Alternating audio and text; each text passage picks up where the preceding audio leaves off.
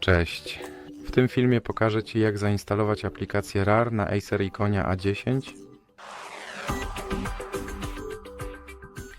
Zacznij od otwarcia sklepu Google Play, następnie kliknij na pasek wyszukiwania i wpisz RAR.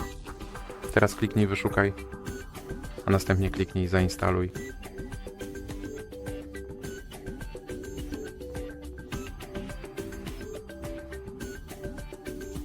Możesz kliknąć otwórz.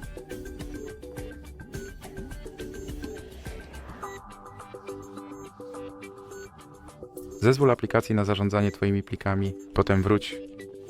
Następnie możesz zdecydować powiadomienia z aplikacji i kliknij odrzuć. Aplikacja zainstalowana i gotowa do użycia. To wszystko w tym filmie.